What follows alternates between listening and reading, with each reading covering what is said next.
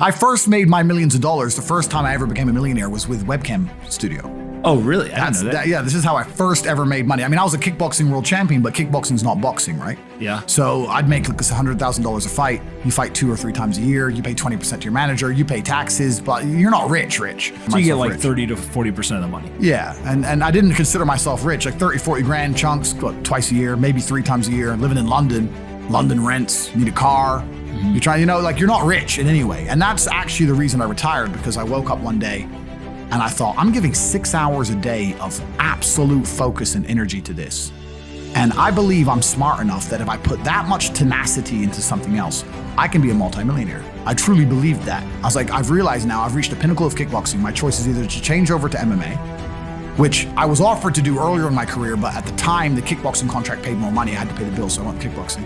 Change over to MMA, learn to wrestle, change over to UFC, blah, blah, blah. But this is also like 7, 8 years ago where even the UFC didn't pay the money it pays now. But the UFC still doesn't pay that much money from what I understand. No, if you're like top 5 or champion, yeah. But most of the dudes you're gonna see there in the prelims, they're getting 10 grand a fight, 9 grand a fight. It's nothing, right? So it'd be like starting my career all over again. And at the age of 28, I thought I don't have the gumption to start again. I've been through hell for this. I've broken my hand 8 times. My ribs have been broken. I don't want to do this all over again. So what do you do when you realize that, hey, maybe I don't want to keep fighting? I decided to get rich. What does that mean to you? When you're sitting there, you're getting $30,000, $40,000 kind of net on a per fight basis. Is rich to you like, hey, I want a couple $100,000, $1 million, $20 million, $1 billion? I wanted 30 or 40,000 every month. 30 or 40,000 every month, so about $500,000 a year, give or take. Okay. I thought if I had that much money, I could do whatever I wanted. Okay. That's what I decided. So what's step 1 that you do? So step 1 is, maybe that's how we ended up here together, my friend. Step 1 is, I decided to be very logical about it. Chess player, right? So it's like, I want money. What is money? How do banks work? How does credit work? What's fractional reserve banking? All these things we now know to be the biggest cons of the century, right? So I'm sitting there researching money for days and days and days. And then I get more mad because I'm like, whoa, money's trash and I don't have any. Now I'm really annoyed, right? I thought like everyone else did that, everyone puts their money in the bank and the bank takes some of other people's money and lends it out. I didn't know they invented it from the sky. I still at that point thought money was linked to gold. I didn't know nothing. So I'm learning all this stuff and I'm getting really angry. I'm like, now this is really annoying me. So anyway, I had a piece of paper there and I'm in my research phase and start writing down some dude on YouTube. I don't know who he was, some dork. He was a pro gold guy. This is before, maybe Bitcoin was probably around then, but like early. He was a pro gold guy saying buy gold, buy gold, buy gold. And he was saying the difference between an asset, a liability, et cetera, et cetera. So I started trying to write down what I had. I was like, I have an apartment, I have a BMW. I'm in good shape, but I already use that for fighting. What can I do? I can play chess. I'm just writing down the things I have and what I'm good at. And then I kind of realized, I was like, I've got like 8 girlfriends. because I was traveling the world, and if you win, you get a ring girl. It's kind of like she's banging the winner, right? You win a world title, you get to choose the ring girl you want. It's pretty easy, right? So I had a girlfriend in Slovakia, I had a girlfriend in France, I had a girlfriend in England, all these girlfriends. Do they know about each other? No. Okay. But they find out pretty soon. So I had all these girlfriends, so I'm like, maybe I could open a strip club and like be a pimp, be a gangster about it, And then that opening a strip club that's literally the first thing you thought about was open a strip club? Well, I thought I have these beautiful girls. How can this is before like Twitch existed. So I was like, what can I do with these hot girls? I was like, it's just an asset, right? There's these girls and a lot of them were messaging me. They thought I was this millionaire world champion. They all wanted to come London, live with me and thought I was a big boy millionaire and all this stuff. So it's like they do because of social media. Well, partially because of that, and also because they met me. I turn up, I fight, I win the world title, I leave. We're texting each other. They assume I'm this big boy, right? So I'm kind of like, what am I gonna do? I thought, man, I investigated strip clubs, way too much money. But this asset class of beautiful women was kind of on my mind for a few days. And then by absolute coincidence, I stumbled upon somewhere on the internet. I was on one of those websites where you used to download like free games and bullshit from. And in the corner somewhere it said, hot girls want to talk to you now or something. I said, hot girls. So I clicked on that, not because I was interested, but because I thought I have hot girls. And it was one of those webcam websites. And I was like, so these girls sit here and talk to dudes for money. So I'm gonna get my girls to And they're naked, they're just talking. How does it work? It's 50-50. I mean, it depends on the girl, depends what she wants to do. But the majority of the job is not based around being naked. The majority of the job is based on being entertaining and being easy to talk to. And the guys who are talking to you need to find you, that you need to remember their name, remember their dog's name. You have to be smart. You can't just be a girl and be a bimbo and be naked and make money. You have to be really smart, charming, interesting, happy all the time, positive.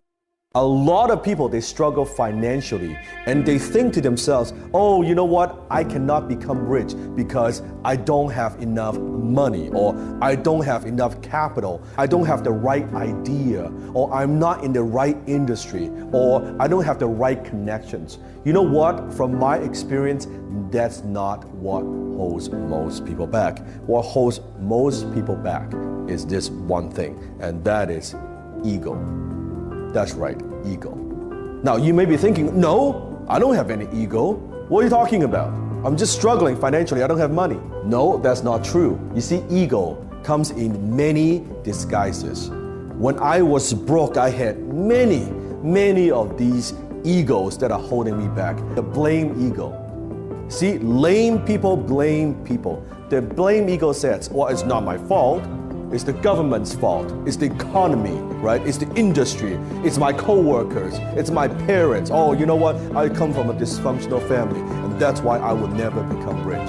Or all my friends, oh, that's why I will never become rich. Or because my supervisor, he is holding me back, and that's why I could never become rich. See, the blame ego always says it's someone else's fault. They're always pointing fingers. And remember, when you're pointing finger to someone else, one finger pointing out, guess what? 3 fingers pointing back.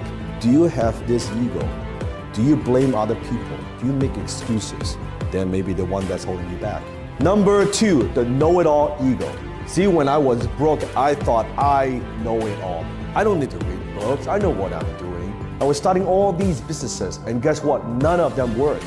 Because I thought I knew what I was talking about. See, the know-it-all, always thinking they know everything, keep doing the same thing again and again and expect a different result. That's the very definition of insanity, the know-it-all ego.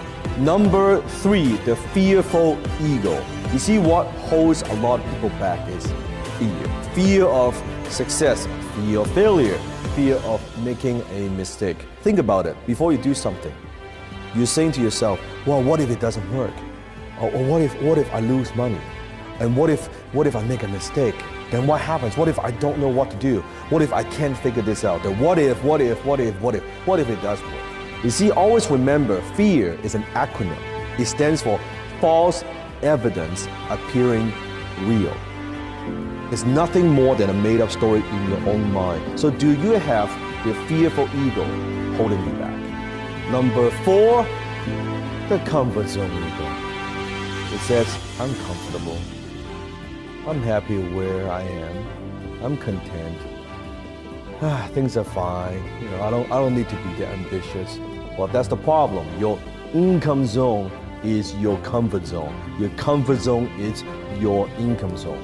When you get complacent, when you get comfortable, you are not growing. Remember, when you're not growing, you are dying. So do you have this ego that is holding you back right now? And what are you going to do about it? Number 5, the judgmental ego. I want you to imagine this. You are walking down the street and suddenly you hear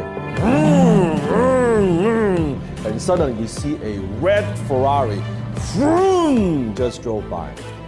What's the first thought that comes through your mind? What's the very first thought that comes to your mind? My guess is, chances are, he's an asshole. Who does he think he is? So cocky, so selfish, probably a greedy bastard. Actually, you know what? Probably it's not his money anyway, it's his daddy's money. Or if it's a lady, it's a woman, oh, that's a gold digger, right? All these negativities, guess what? That's you judging other people. My question to you is, how do you know? How do you know? It's all made up stories in your mind, right? And you say, oh, he's not that good, she's not that pretty, he's not that smart. You're judging other people. You're projecting your own insecurities, your own values onto other people. How do you know that man is not a hardworking man? How do you know he's not a good husband? How do you know he's not a family man? How do you know he's someone who's worked 20, 30 years to get to where he is at this point? How do you know? You judge, you come to your own conclusions before even talking to the person. You see how your mind works?